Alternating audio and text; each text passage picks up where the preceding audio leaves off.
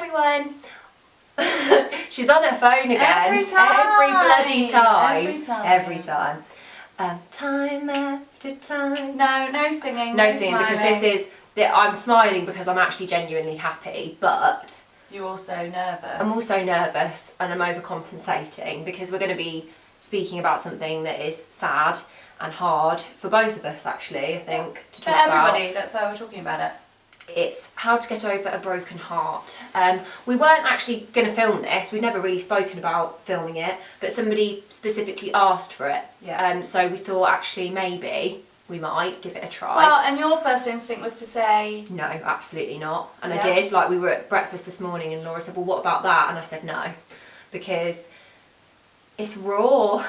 And it is raw and hard and difficult, and these videos are only ever designed to be an extension of a natural dialogue that we have off camera anyway, and we want to be useful, and we don't have the answers, and I believe that just putting words to your own story and your own narrative is empowerment enough for you and other people. So so first up is number 1, healing isn't linear.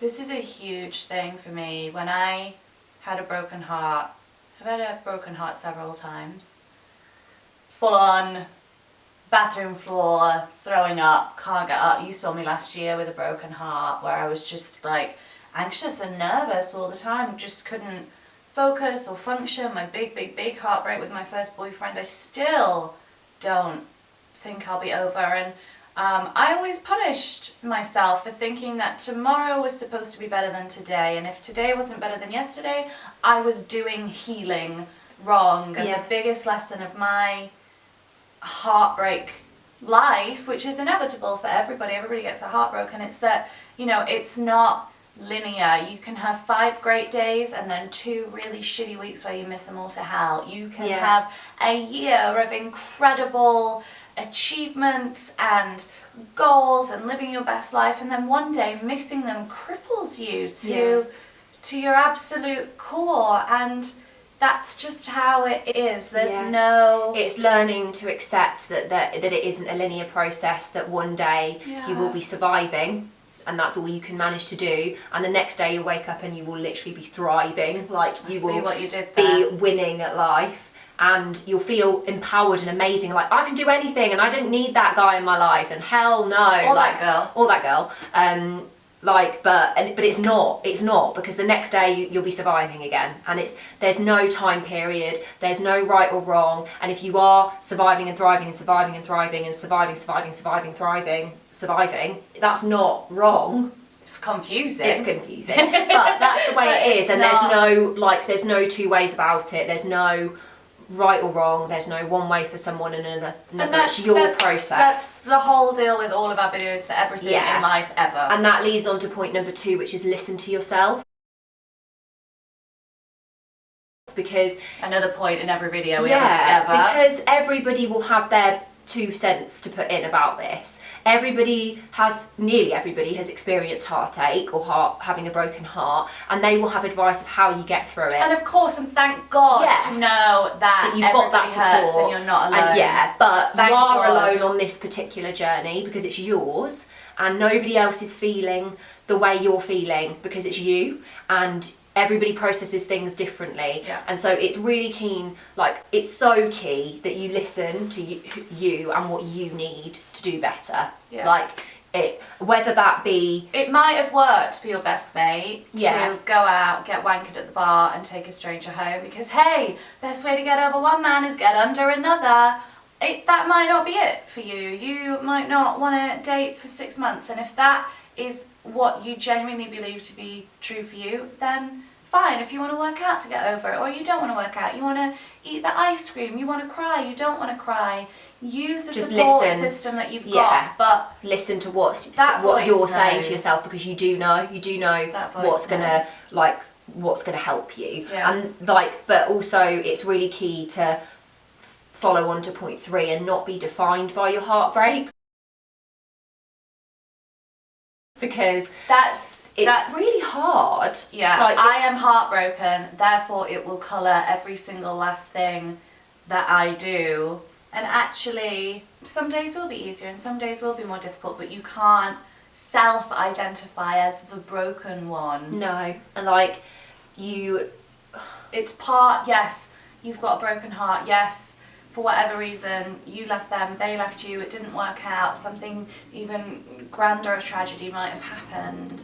But that's not the only part of your story. It might feel like it right now when it's crippling. Yeah, which is why it's important not to let yourself get lost in it. Like, have the times like where you're listening to yourself. Like, sometimes you do want to stay in bed and do nothing and wallow and cry and be upset, and that's completely normal and fine, but it's also really important that you get up and you continue with your life and make plans and see people and do things and like do what makes you feel good, which is point number 4.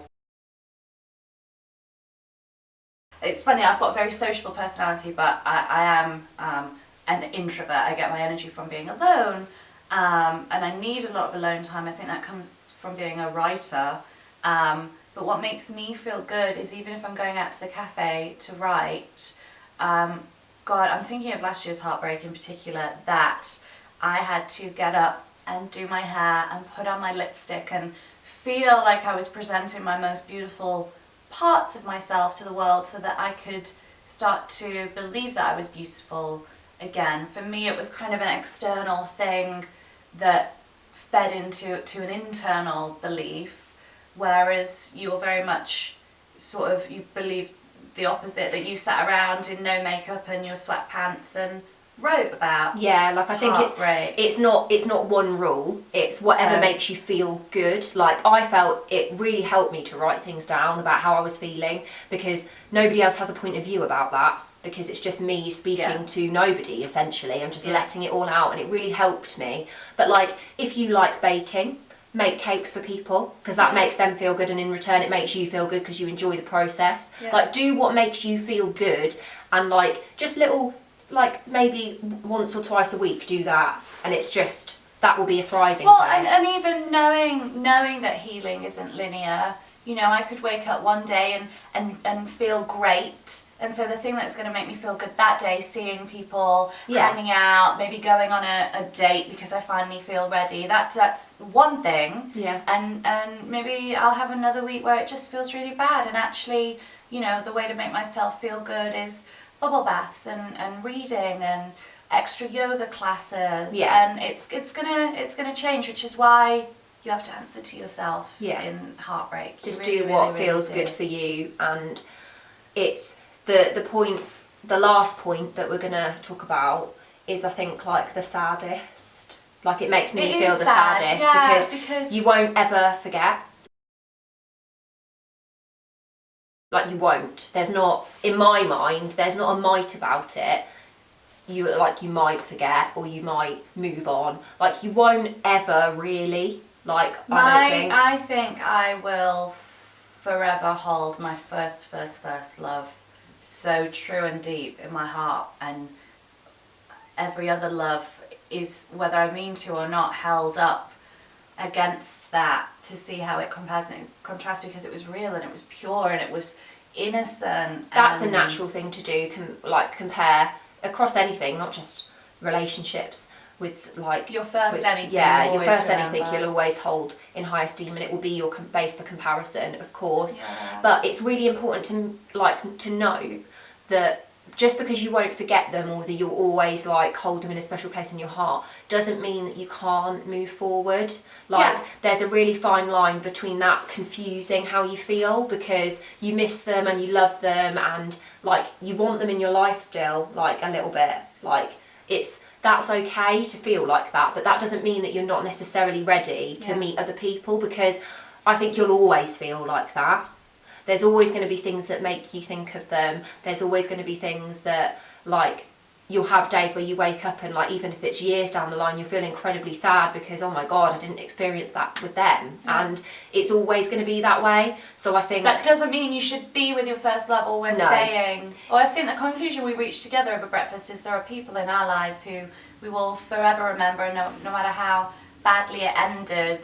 When it was good, it was great and lovely, and just because something finishes, it doesn't negate its importance in your life. That's and there's a so way, true. There's a way to honour the Yeah. time and effort that you invested in a relationship and balance that with forging new relationships and new Yeah. adventures.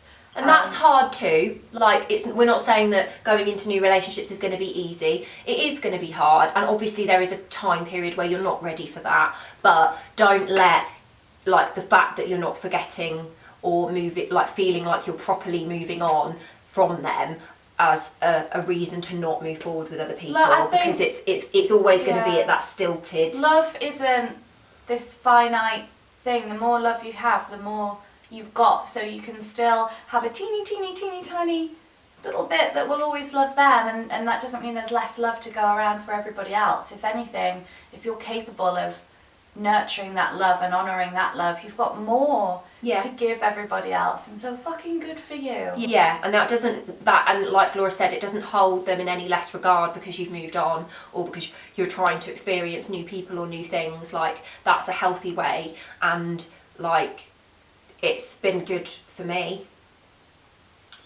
It's been both good and bad for me, but Yeah, like it's not like it's not going to feel right all the time, yeah. but it's just just know in yourself that you're not going to forget that time in your life, And it's okay. and that's okay, and that doesn't mean that you're not moving forward, and it doesn't mean that you're not getting over it, because you are. And it doesn't mean that you're not worthy of every single last good thing you've wished for other people, Yeah. and every good thing that you secretly wish for yourself. So go forth boldly and bravely and continue to love.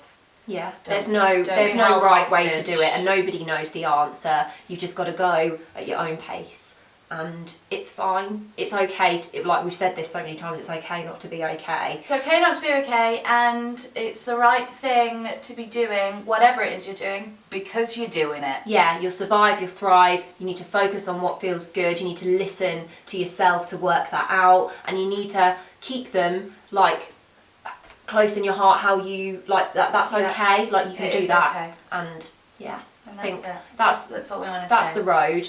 We're not fixed or done. Like, But we're not broken. but we're not either. broken, you know. It's all just life. It's just life. And Hope it helps a little how bit. to get over a broken heart, just do your best. That's it. Yeah. We love you. Bye. Ciao.